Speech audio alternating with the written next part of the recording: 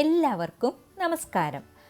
നമുക്കിന്ന് 50,000 സബ്സ്ക്രൈബേഴ്സ് ആയിട്ടുണ്ട്. അപ്പോൾ എല്ലാവർക്കും ഒത്തിരി താങ്ക്സ്. നമ്മളിത് ആഘോഷിക്കുന്നത് എങ്ങനെയാണെന്ന് വെച്ചാൽ അടിപൊളി ഒരു ബർത്ത്ഡേ കേക്ക് തയ്യാറാക്കിയിട്ടാണ്.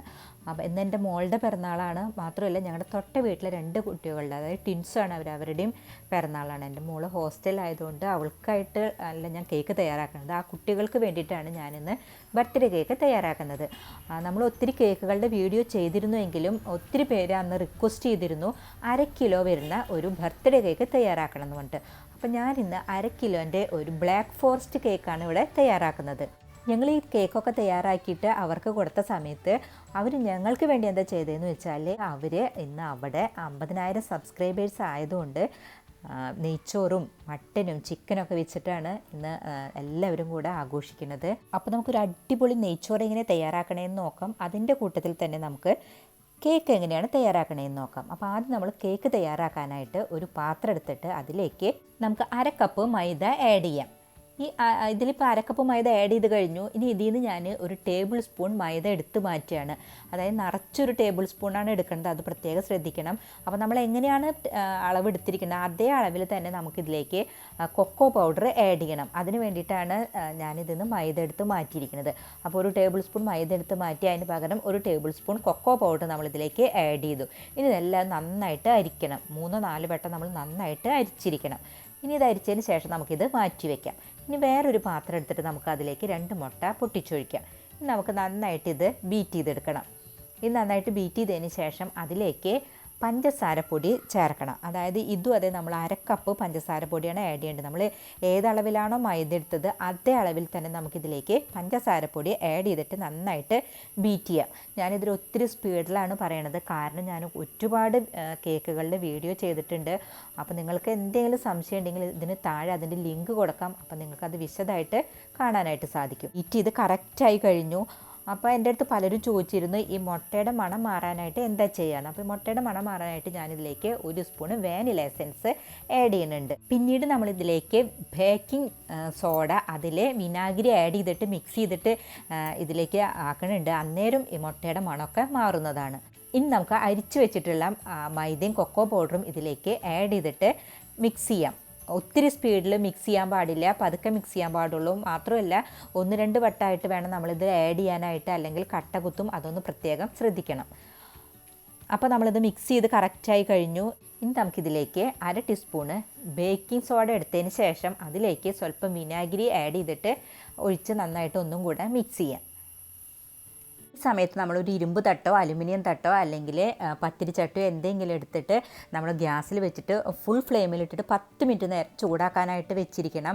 നമ്മൾ കേക്ക് വെക്കണേക്കാൾ മുന്നേ ചട്ടി നന്നായിട്ട് ചൂടായിട്ടിരിക്കണം. ഇനി കേക്ക് തയ്യാറാക്കാനായിട്ട് ഞാനൊരു പാൻ എടുത്ത് വെച്ചിട്ടുണ്ട്. അതിലേക്ക് ബട്ടർ പേപ്പർ വെച്ചിട്ടുണ്ട്. ഇനി നമുക്ക് തയ്യാറാക്കി വെച്ചിട്ടുള്ള ഈ മിക്സ് ഇതിലേക്ക് ആഡ് ചെയ്തിട്ട് നന്നായിട്ട് ടാപ്പ് ചെയ്യാം. അതിനുശേഷം നന്നായിട്ട് കറക്റ്റ് ചെയ്ത് അടയ്ക്കണം. അടച്ചിട്ട് നമ്മളൊരു വെയിറ്റ് വെക്കണം. ഇപ്പോൾ നമ്മുടെ ചട്ടിയൊക്കെ നന്നായിട്ട് ചൂടായിട്ടുണ്ട്. നമ്മൾ 10 മിനിറ്റ് മുന്നേ തന്നെ ചൂടാക്കാൻ വെച്ചിരുന്നു. അതിലെ മേലേക്ക് നമ്മൾ ഇത് വെച്ച് നന്നായി കറക്റ്റ് ചെയ്ത് അടച്ച് അതിൻ്റെ മേലെ ഒരു വെയിറ്റ് വെച്ചതിന് ശേഷം പിന്നീട് നമ്മളത് ലോ ഫ്ലെയിമിൽ ഇടണം. അതായത് ഇത്ര നേരം ഫുൾ ഫ്ലെയിമിലാണ് ഇട്ടിരുന്നെങ്കിൽ ഇത് ലോ ഫ്ലെയിമിൽ 20 അല്ലെങ്കിൽ 25 മിനിറ്റ് അതിനുള്ളിൽ കേക്ക് കറക്റ്റായിട്ട് കിട്ടും. 20 മിനിറ്റ് കഴിഞ്ഞാൽ നിങ്ങൾക്ക് നോക്കാം കേക്കൊക്കെ വെന്തും മണമൊക്കെ പുറത്തേക്ക് വന്നിട്ടുണ്ടാവാം. ഈ കേക്ക് വേവുന്ന സമയം കൊണ്ട് നമുക്ക് ഇതിലേക്കുള്ള വിപ്പിംഗ് ക്രീം തയ്യാറാക്കാം. ഞാൻ ഇപ്പോൾ വിപ്പിംഗ് പൗഡറിൽ നിന്നാണ് വിപ്പിംഗ് ക്രീം തയ്യാറാക്കുന്നത്. ഇതിനായിട്ട് ഞാൻ 2 പാക്കറ്റ് വിപ്പിംഗ് പൗഡറാണ് എടുത്ത് വെച്ചിരിക്കുന്നത്. ഇത് നമ്മൾ പാല് ആഡ് ചെയ്തിട്ട് നന്നായിട്ട് ബീറ്റ് ചെയ്യും. നന്നായി ബീറ്റ് ചെയ്തതിന് ശേഷം നമ്മൾ ഫ്രിഡ്ജിലേക്ക് മാറ്റും. എന്നിട്ട് നന്നായി തണുത്തതിന് ശേഷമാണ് നമ്മൾ ഇതിലേക്ക് അപ്ലൈ ചെയ്യണത്. അപ്പോൾ എങ്ങനെയാണ് ഇതൊക്കെ ചെയ്യണമെന്നുള്ള വീഡിയോൻ്റെ ലിങ്ക് താഴെ കൊടുക്കുന്നുണ്ട്. അപ്പോൾ അത് കണ്ട് എല്ലാവരും ഒന്ന് ട്രൈ ചെയ്യണം.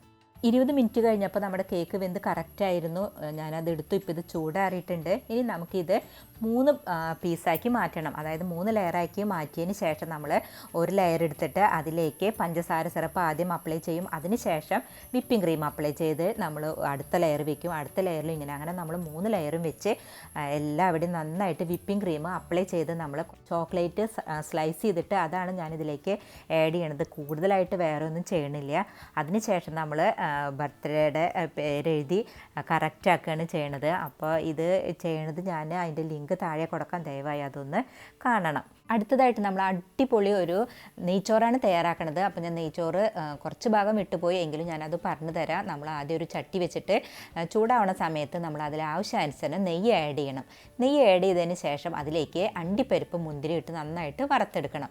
അതിനുശേഷം അതിലേക്ക് സൺഫ്ലവർ ഓയിൽ ആഡ് ചെയ്തു. സൺഫ്ലവർ ഓയിൽ ആഡ് ചെയ്ത് നന്നായി ചൂടാവണ സമയത്ത് അതിലേക്ക് ഗ്രാമ്പൂ, പട്ട, ഏലക്ക, സ്വല്പം പെരിഞ്ജീരകം, കുറച്ച് കുരുമുളക്, ഇതെല്ലാം കൂടെ നന്നായി ഇട്ട് ഒന്ന് പൊട്ടിയതിന് ശേഷം അതിലേക്ക് ഇഞ്ചി, വെളുത്തുള്ളി, പച്ചമുളക്, ചെറിയുള്ളി ഇതൊക്കെ നന്നായിട്ട് പേസ്റ്റ് രൂപത്തിൽ അരച്ചത് ഇട്ട് നന്നായിട്ട് ഒന്ന് പച്ചമണം മാറണ വരെ വഴറ്റണം. അത് വഴറ്റിയതിന് ശേഷം നമ്മൾ അതിലേക്ക് കട്ട് ചെയ്ത് വെച്ചിട്ടുള്ള സബോള ഇട്ട് ഒന്ന് നന്നായിട്ട് വഴറ്റും. അതിൻ്റെ പച്ചമണം മാറുമ്പോൾ നമ്മൾ സ്വല്പം മല്ലിയിലയും പുതിനയിലയും അതിലേക്ക് ആഡ് ചെയ്യും. അതിനുശേഷം ഇതിലേക്ക് അളന്ന് വെച്ചിട്ടുള്ള വെള്ളം ആഡ് ചെയ്തിട്ട് നന്നായിട്ട് തിളപ്പിക്കും. വെള്ളം തിളച്ചതിന് ശേഷം നമ്മൾ ഇതിലേക്ക് അരി ഇടുകയാണ് ചെയ്യണത്. 10 മിനിറ്റ് കുതിർത്തി വാരി വെച്ചിട്ടുള്ള അരിയാണ് നമ്മൾ ഇതിലേക്ക് ആഡ് ചെയ്യണത്. അതിനുശേഷം നമ്മൾ ടൈറ്റ് ചെയ്ത് അടച്ചു വയ്ക്കും. കുറച്ച് കഴിഞ്ഞ് നമ്മളൊന്ന് തുറന്നിട്ട് അതിലേക്ക് സ്വല്പം ചെറുനാരങ്ങ നീരും സ്വല്പം തൈരും കൂടെ മിക്സ് ചെയ്തിട്ട് ഒഴിച്ച് നന്നായിട്ട് ഇളക്കിയതിന് ശേഷം ഒന്നും കൂടെ അടച്ചു വയ്ക്കും. ഈ സമയത്ത് നമ്മൾ ഉപ്പിൻ്റെ അളവൊക്കെ നോക്കി കറക്റ്റ് ചെയ്യേണ്ടതാണ്. പിന്നീട് നമ്മൾ തുറക്കണ സമയത്ത് ഇത് വെള്ളമൊക്കെ വറ്റി കറക്റ്റായിട്ടുണ്ടാവും. ആ സമയത്ത് നമ്മൾ നന്നായിട്ട് ഇളക്കി അതിലേക്ക് നമ്മൾ നെയ്യൊഴിച്ച് അതിന് ശേഷം അണ്ടിപ്പരിപ്പ് വറുത്തതെല്ലാം ഇട്ട് മല്ലിയിലയും പുതിനയിലൊക്കെ ആഡ് ചെയ്തതിന് ശേഷം നമ്മൾ ഒന്നും കൂടെ അടച്ചു വെക്കും. എന്നിട്ട് നമ്മൾ അതിലേക്ക് കനൽ മേലെ വെച്ചിട്ട് കുറച്ച് നേരം ദമ്മിടുകയാണ് ചെയ്യണത്. അതിന് ശേഷം കനലൊക്കെ കെട്ടതിന് ശേഷം നമ്മൾ തുറന്ന് നോക്കിയാൽ നമ്മുടെ ചോറൊക്കെ വെന്ത് കറക്റ്റായിട്ടുണ്ടാവും. അങ്ങനെ നമ്മൾ അടിപൊളി ഒരു നെയ്ച്ചോറ് ഇവിടെ റെഡിയാക്കിയിട്ടുണ്ട്. അതെല്ലാവർക്കും ഇഷ്ടപ്പെടും. സബ്സ്ക്രൈബ് ചെയ്യാത്തവർ ദയവായി സബ്സ്ക്രൈബ് ചെയ്യണം, ലൈക്ക് ചെയ്യണം, ഷെയർ ചെയ്യണം. നിങ്ങൾക്കിതുമായി ബന്ധപ്പെട്ട എല്ലാ അഭിപ്രായങ്ങൾക്കും നിർദ്ദേശങ്ങൾക്കും താഴെ കമൻറ്റ് ചെയ്യാവുന്നതാണ്. നന്ദി, നമസ്കാരം.